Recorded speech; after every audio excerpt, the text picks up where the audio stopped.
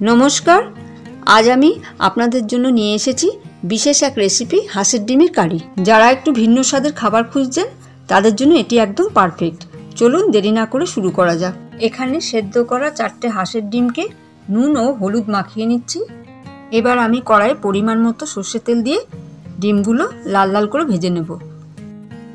ভাজা ডিমগুলো অন্য পাত্রে তুলে ওই তেলে কেটে রাখা আলুগুলো ভেজে নেব। আলুগুলো ভাজা হয়ে গেছে, এবার অন্য পাত্রে তুলে নেব।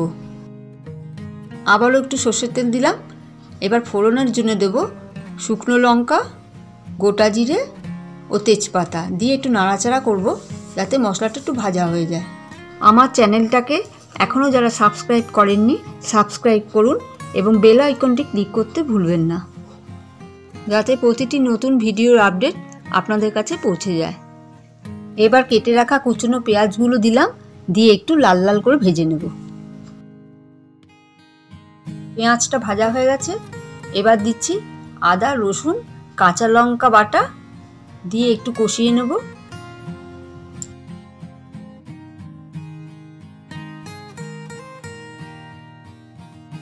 এবার দিচ্ছি আমি মাঝারি সাইজে কেটে রাখা 2টো টমেটো। তারপর দেব আন্দাজ মতো নুন, 1 চামচ জিরে গুঁড়ো, 1 চামচ হলুদ গুঁড়ো, একটু রঙের জন্য দেব কাশ্মীরি লঙ্কার গুঁড়ো দিয়ে ভালো করে সমস্ত মশলা একসঙ্গে কষাবো যাতে টমেটো কাঁচা গন্ধটা চলে যায়। দেখতেই পাচ্ছেন টমেটোটা একদম গলে গেছে, মশলা থেকে তেল ছেড়ে এসছে। এবার দেব একটু ধনেপাতা বাটা, ভীষণ সুন্দর লাগে, আপনারাও দিয়ে দেখবেন। এইভাবে মশলার সঙ্গে ভালো করে মিশিয়ে নেব। এরপর ভেজে রাখা আলুগুলো দিয়ে ভালো করে কষাবো।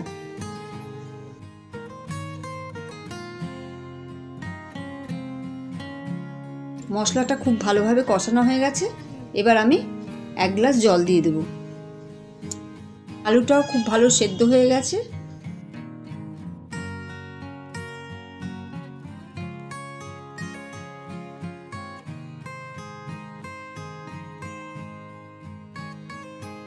ঝোলটা একটু টেনে নেওয়ার পর এবার ভাজা ডিমগুলো আমি দিয়ে দেব।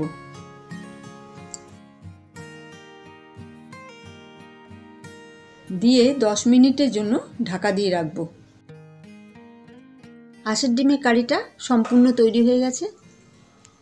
ভিডিওটা যদি আপনাদের ভালো লেগে থাকে তাহলে একটা লাইক, কমেন্ট, শেয়ার করতে ভুলবেন না। ধন্যবাদ।